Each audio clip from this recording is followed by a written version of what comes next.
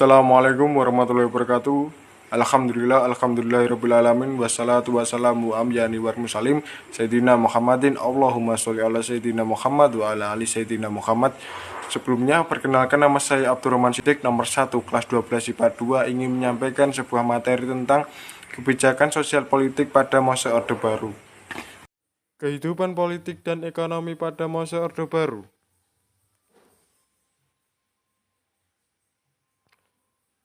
Yang pertama yaitu upaya untuk melaksanakan Orde Baru, yaitu A. Melaksanakan pembaruan menuju perubahan seluruh tatanan kehidupan masyarakat berbangsa dan bernegara. Yang kedua, menyusun kembali kekuatan bangsa menuju stabilitas nasional guna mempercepat proses pembangunan menuju masyarakat adil dan makmur. Yang ketiga yaitu menetapkan demokrasi Pancasila guna melaksanakan Pancasila dan Undang-Undang Dasar 1945 secara murni dan konsekuen. Keempat, yaitu melakukan pemilu secara teratur serta penataan pada lembaga-lembaga negara. Kebijakan sosial politik masa Orde Baru yaitu pertama, membentuk Kabinet Ampera. Kabinet ini dibentuk dalam rangka memenuhi Tritura. Tugas utama Kabinet Ampera adalah menciptakan stabilitas ekonomi dan stabilitas politik atau dikenal dengan nama Dwidharma Kabinet Ampera. Program kabinet ini bernama Catur Karya Kabinet Ampera, yaitu pertama, memperbaiki kehidupan rakyat terutama di bidang sandang dan pangan. Kedua, melaksanakan pemilihan umum dalam batas waktu seperti tercantum dalam ketetapan MPRS nomor 11 atau MPRS 1966 5 Juli 1968. Ketiga, melaksanakan politik luar negeri dengan bebas dan aktif untuk kepentingan nasional sesuai dengan ketetapan MPRS nomor 11 atau MPRS 1966. 4. Melanjutkan perjuangan anti-imperialisme dan anti-kolonialisme dalam segala bentuk dan manifestasinya. Kehidupan politik Orde Baru. Kalau kita bicara soal Orde Baru, pasti yang paling teringat adalah nama Soeharto. Ya, Orde Baru dipimpin oleh Soeharto selama 32 tahun, waktu yang tidak sebentar. Selama 32 tahun masa kepemimpinannya, banyak kebijakan yang memiliki pengaruh cukup besar terhadap proses berjalannya negara kita ini, mulai dari kebijakan politik maupun kebijakan ekonomi.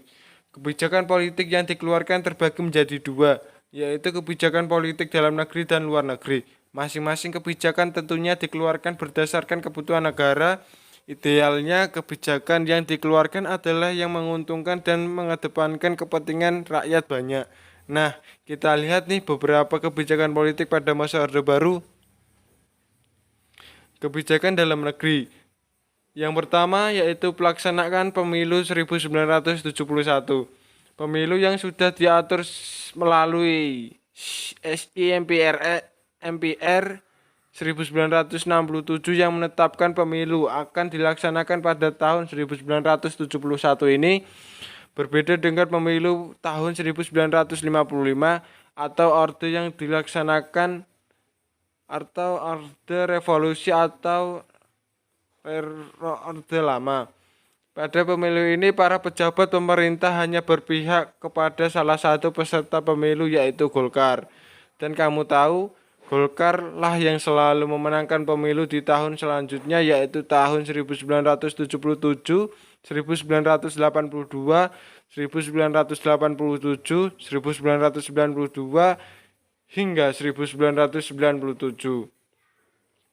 2. Penyederhanaan partai politik. Penyederhanaan partai politik menjadi dua partai dan satu golongan karya, yaitu pertama, Partai Persatuan Pembangunan atau PPP, gabungan dari Nahdlatul Ulama, Parmusi, Perti, dan PSII.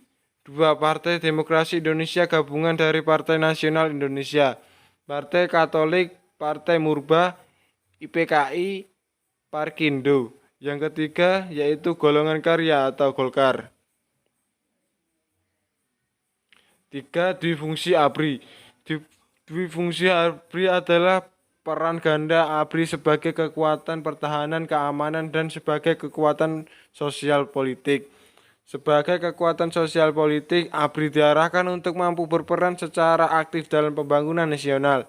ABRI juga memiliki wakil dalam MPR yang dikenal sebagai fraksi ABRI sehingga kedudukannya pada masa Orde Baru sangat dominan. 4. Pedoman penghayatan dan pengalaman Pancasila atau P4. Pedoman penghayatan pengalaman Pancasila atau P4 atau Eka Prasetya Pancakarsa bertujuan untuk memberi pemahaman kepada seluruh lapisan masyarakat mengenai Pancasila. Semua organisasi tidak boleh menggunakan ideologi selain Pancasila. Bahkan dilakukan penataran P4 untuk para pegawai negeri sipil. Kebijakan politik luar negeri Indonesia antara lain 1. Indonesia kembali menjadi anggota PBB. Pada saat Indonesia keluar dari PBB tanggal 7 Agustus 1965, Indonesia secara ekonomi maupun politik dunia, keadaan ini kemudian mendorong Indonesia untuk kembali menjadi PBB berdasarkan hasil dari DPRGR pada tanggal 28 September 1966. Indonesia resmi aktif kembali menjadi anggota PBB. 2. Pemulihan hubungan diplomatik dengan Malaysia dan Singapura dan pemutusan hubungan dengan Tiongkok. Pada tahun 1965 terjadi kontroversi antara Indonesia dengan Malaysia dan Singapura. Untuk memulihkan hubungan diplomatik, dilakukan penandatanganan perjanjian antara Indonesia yang diwakili oleh Adam Malik dan Malaysia yang diwakili oleh Tun Abdul Razak pada tanggal 11 Agustus 1966 di Jakarta. Pemulihan hubungan diplomatik dengan Singapura melalui pengakuan kemerdekaan Singapura pada tanggal 2 Juni 1966. 3. Memperkuat kerjasama regional dan internasional. Indonesia mulai memperkuat kerjasama baik regional dan internasional dengan melakukan beberapa upaya, yaitu yang pertama, turut serta dalam pembentukan ASEAN. Indonesia menjadi salah satu negara pendiri ASEAN. Kedua, mengirimkan kontingen Garuda dalam misi perdamaian. Ketiga, ikut berperan dalam KTT non-blok. Keempat, berperan dalam organisasi konferensi Islam atau OKI.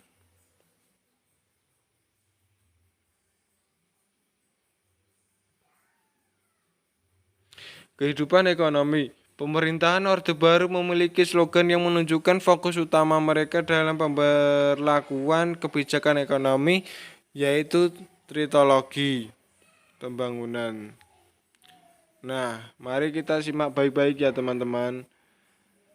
Trilogi pembangunan, pertumbuhan ekonomi yang cukup tinggi. Yang kedua, pemerataan pembangunan dan hasil-hasilnya yang menuju kepada terciptanya keadilan sosial bagi seluruh rakyat.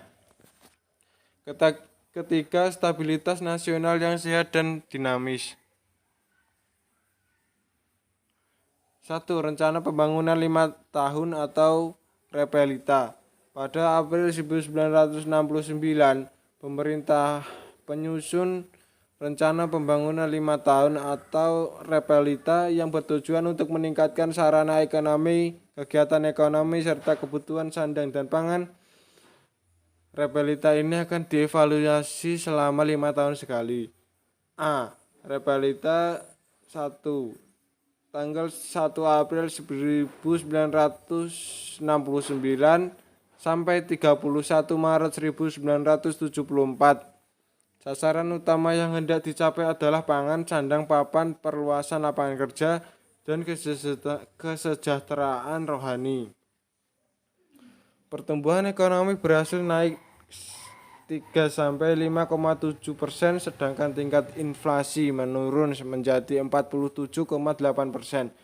Namun, kebijakan pada masa Repelita 1 dianggap menguntungkan investor Jepang dan golongan orang-orang kaya saja. Hal ini memicu tumbuhnya peristiwa malapetaka 15 Januari atau malari. B. Repelita 2.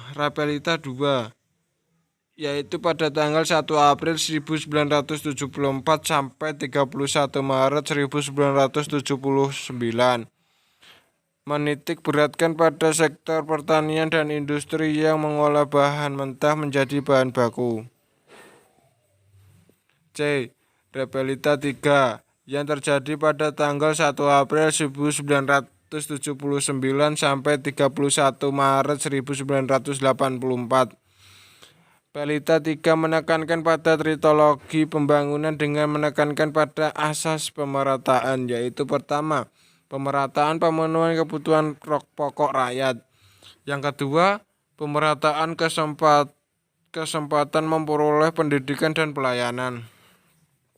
Yang ketiga, pemerataan pembagian pendapatan. Yang keempat, pemerataan kesempatan kerja. Kelima, pemerataan kesempatan berusaha. Keenam, pemerataan kesempatan berpartisipasi dalam pembangunan. Keenam, pemerataan penyebaran pembangunan. Ketujuh, pemerataan memperoleh keadilan. D. Repelita 4 yang terjadi pada 1 April 1984 sampai 31 Maret 1989. Menitik beratkan pada sektor pertanian menuju swasembada pangan dengan meningkatkan industri yang dapat menghasilkan mesin-mesin sendiri. Repelita 5 1 April 1989 sampai 31 Maret 1994 menitik beratkan pada sektor pertanian untuk menetapkan swasembada pangan, meningkatkan produksi pertanian, menyerap tenaga kerja, dan mampu menghasilkan mesin-mesin sendiri. 2. Revolusi hijau. Revolusi hijau pada dasarnya adalah suatu perubahan cara bercocok tanam dari cara tradisional atau peasant ke cara modern atau farmer. Untuk meningkatkan produksi pertanian umumnya dilakukan 4 usaha pokok yang terdiri dari A. Intensifikasi, yaitu penelitian, pengembangan, dan penerapan teknologi pertanian untuk memanfaatkan lahan yang ada guna memperoleh hasil yang optimal. Perubahan ini dilakukan melalui program pasca usaha tani yang terdiri dari 1. Pemilihan dan penggunaan bibit unggul atau varietas unggul. 2. Pemupukan yang cukup, pengairan yang cukup. 3. Pemberantasan hama secara intensif. 4. Teknik penanaman yang baik. B. Ekstensifikasi, yaitu perluasan lahan pertanian untuk memperoleh hasil pertanian yang lebih optimal. C.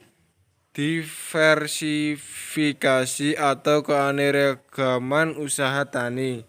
D. Rehabilitasi atau pemulihan daya produktivitas sumber daya pertanian yang sudah kritis.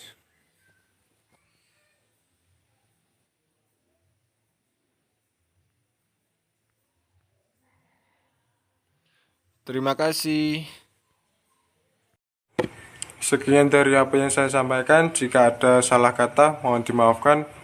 Terima kasih. Wassalamualaikum warahmatullahi wabarakatuh.